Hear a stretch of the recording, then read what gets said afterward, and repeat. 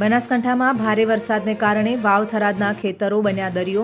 સરહદી વિસ્તારમાં જ્યાં જવો ત્યાં પાણી જ પાણી। ત્યારે ખેતરોમાં રહેલા લોકોના મકાનો પાણીમાં ગરકાવ।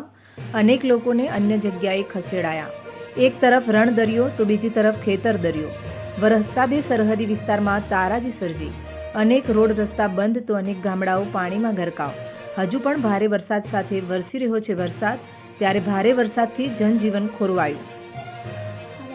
ओके શું પરિસ્થિતિ છે સરહદી પંથકમાં? પરિસ્થિતિ તો બહુ ભયંકર છે, કેમ કે મારે ખુદની એક દુકાન છે, દુકાન આખી ડૂબાઈ ગઈ છે ને ત્યાં રહેતા જેટલા પણ માણસો હતા ને એ બધા તે રોડ ઉપર આવતા રહ્યા છે એમના ઢોર લઈને। બહુ ભયંકર પરિસ્થિતિ છે, જવાય એવો રસ્તા નથી, જવાય એવું નથી। ગાડી જો નાની ગાડી જાય ને તો બંધ જ પડી જાય છે ને આ પાછી આ લઈને આવી પડે ધક્કા મારી, ડૂબી જાય એવી પરિસ્થિતિ। હા, ડૂબી જાય એવી પરિસ્થિતિ। ગાડીઓ તો ખેતરમાં તરે રહી છે અત્યારે, કેટલી ગાડીઓ અહીંયા બહુ નુકસાન છે તારડાની અંદર। ઓકે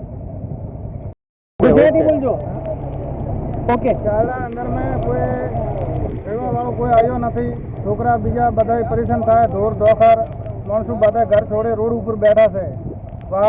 એનો માલ મવેશી બધો લઈને 48 ઘંટાથી બધે બાવડો ખાવા પીવાના છોકરાના બીજાના બધી મુશ્કેલી છે।